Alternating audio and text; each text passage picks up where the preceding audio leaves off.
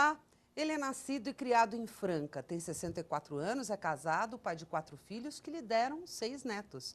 Matemático, professor universitário, foi vereador e presidente da Câmara Municipal de Franca. Atualmente, cumpriu o 5º mandato aqui na Assembleia Legislativa. Nesses 18 anos, integrou diversas comissões, foi líder da bancada do PSDB e por 8 anos consecutivos foi relator do Orçamento do Estado. No autorretrato de hoje, o deputado Roberto Engler, do PSDB.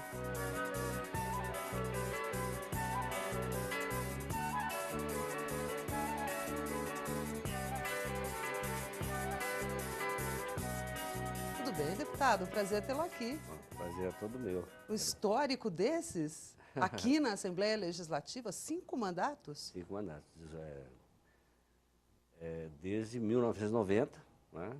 Eleito 5 vezes consecutivas, também cumprindo aí, vamos completar 20 anos de casa. O senhor entrou aqui como oposição? Eu entrei no governo Fleury como oposição e logo eu fui levado à condição de líder do meu partido, do PSDB.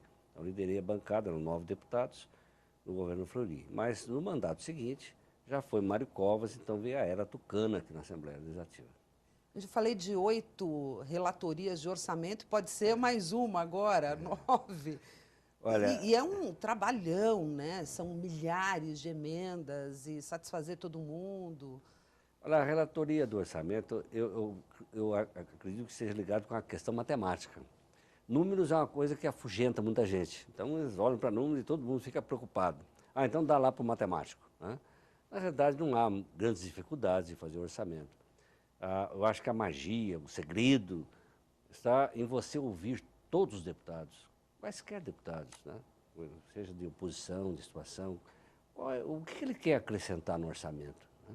Eu acho que é isso que fez com que, nos 8 anos que eu fui o relator, nós terminássemos no prazo, ou seja, 15 de dezembro, sempre essa casa fechou o orçamento, fomos para casa comemorar o Natal.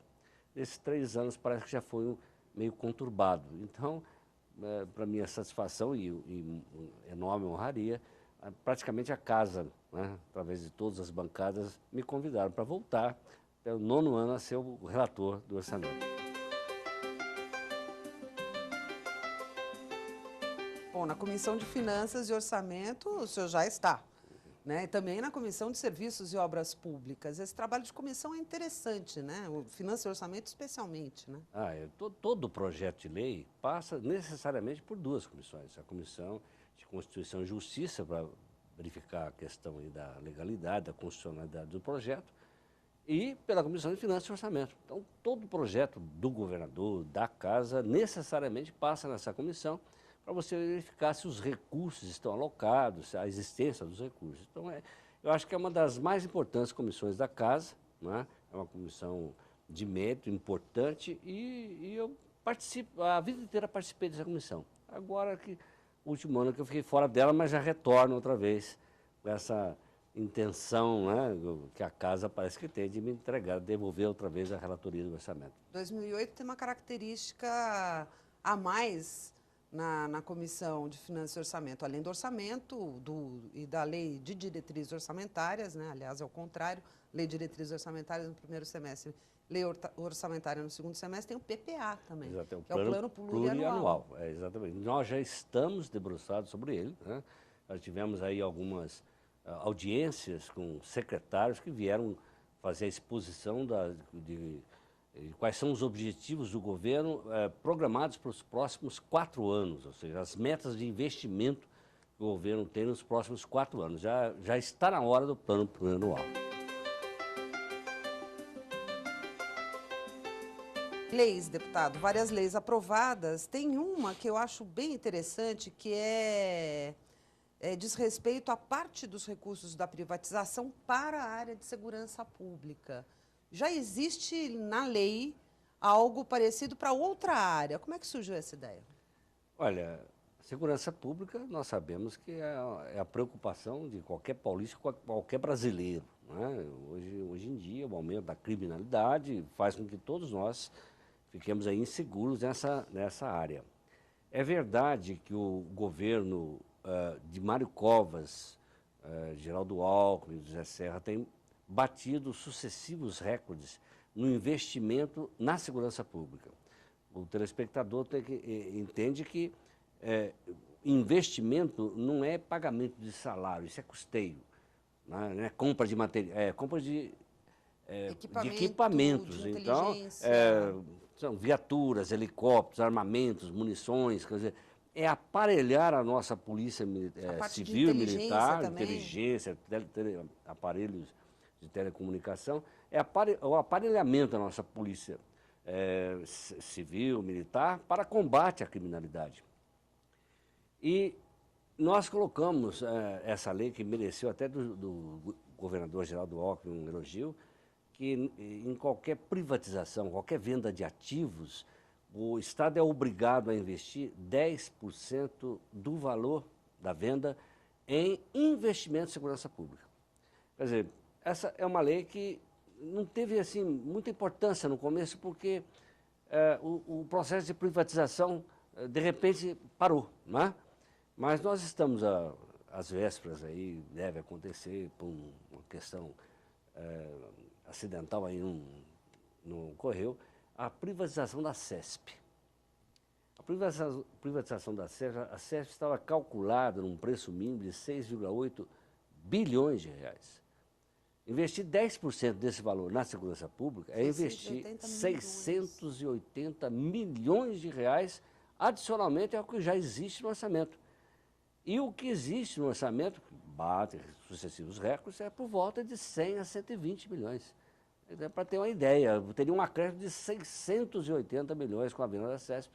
Né? 6 orçamentos anuais da segurança pública. Então, eu acho que a nossa Polícia Militar e Civil, que para mim é uma das melhores do país, sem sombra de dúvida, equipada, né, com recursos dessa monta, então, nossa mãe, eu acho que nós vamos ter uma segurança bem melhor no nosso Estado. Em casos complicados, a gente tem visto shows da polícia científica. Técnica científica, né? Sem dúvida. Com um trabalho de peritagem fantástico, equipamentos de primeira linha. É um pessoal muito qualificado. Eu tenho um maior respeito pela polícia, de uma forma geral, do Estado de São Paulo. Deputado, vários projetos, né? Claro, além das leis aprovadas. Tem um que me chama a atenção, porque ele vai meio na área do meio ambiente, que é a questão da gestão dos pneus e dos resíduos gerados por eles aqui no estado de São Paulo. Na realidade, nós estamos proibindo a importação de pneus usados, né?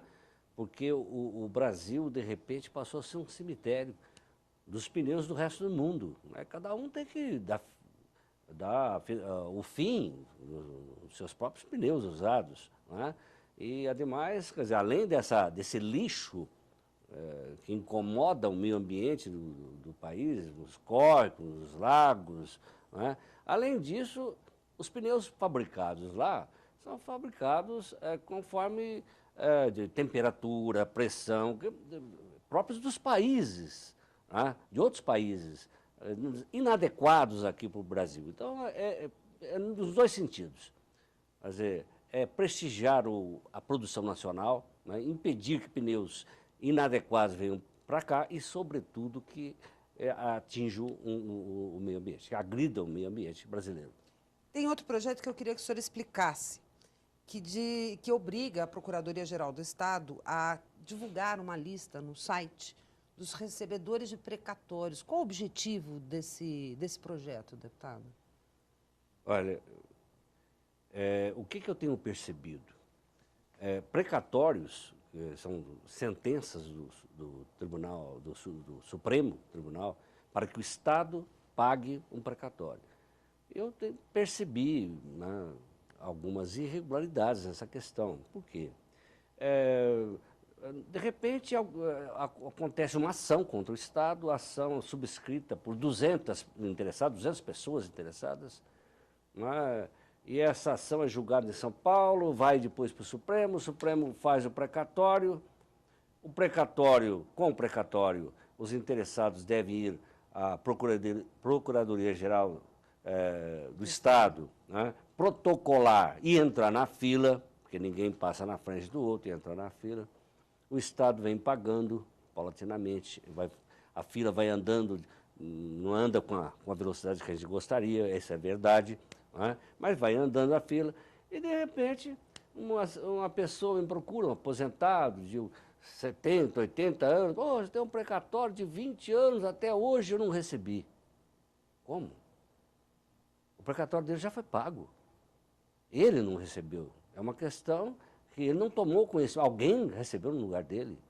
Isso é grave, hein, deputado? Muito grave, muito grave. Então, eu percebi, pelas reclamações de interessados em precatórios, que eles falavam de precatórios datados de um ano tão lá atrás que a fila já passou por ele, já recebeu. Né? E é fácil porque ele culpa o Estado. Esse Estado não paga, não é verdade, foi pago o precatório dele. Então, a gente está obrigando a Procuradoria-Geral do Estado, quando for fazer o pagamento, ela fazer uma listagem no Diário Oficial de quem são os beneficiários daquele precatório, para que as pessoas possam saber que o seu precatório está sendo pago e possam ir lá para receber o que lhe é devido. Entendi. Mas é grave isso. É muito Alguém grave. que acha que não recebeu, na verdade, isso foi pago para uma outra pessoa. Evidentemente, é claro que, eu quero dizer que são exceções, Claro. Né? Mas são exceções feitas, assim, nesses casos das exceções, do jeitinho que o diabo gosta.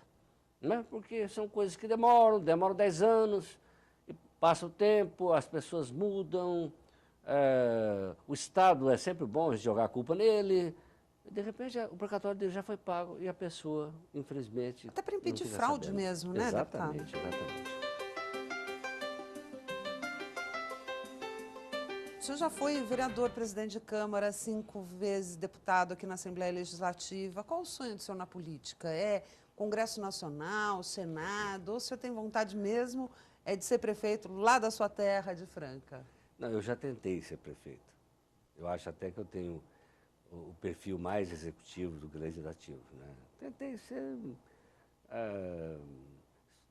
sai com 70%, os outros 4 candidatos tinham menos 5%. Eu acho que a minha equipe e o candidato colocaram salto alto, né? Colocamos salto alto e acabamos perdendo 0,5%. Então, esse sonho se desvaneceu. E realmente eu penso, como homem público, que o homem público não deve dar vazão ao seu projeto pessoal, onde é melhor para mim. Não, ele deve ter o espírito público, onde é melhor para as pessoas que eu represento, eu ficar. E eu tenho a convicção que o melhor lugar para eu estar como homem público é na Assembleia Legislativa de São Paulo. Até pela experiência acumulada, né, as pessoas já me conhecem, já me respeitam, as portas se abrem mais facilmente e eu consigo resultados, eu consigo recursos, soluções para os problemas de toda a região que eu represento. Portanto, aí é que eu devo ficar. Mas se vier um clamor, assim, do partido, das pessoas que o senhor representa, de que o senhor seja candidato de novo à Prefeitura de Franca, ou foi algo que te deixou muito frustrado, perder por 0,5%? Não, eu acho até o seguinte, a Prefeitura de Franca, hoje, ela está sendo muito bem conduzida por um companheiro tucano, Sidney Franco da Rocha, ele é candidato à reeleição. Portanto, eu acho que o que está bom deve continuar. Ele está dando bons rumos para Franca e lá ele deve continuar. E eu acho que eu estou sendo importante como deputado estadual. Né? Então, aqui eu devo continuar. Quer dizer, se houver um clamor do partido, você disse, eu acho que o partido, infelizmente, fica em segundo plano em relação a essa consciência pública que a gente tem.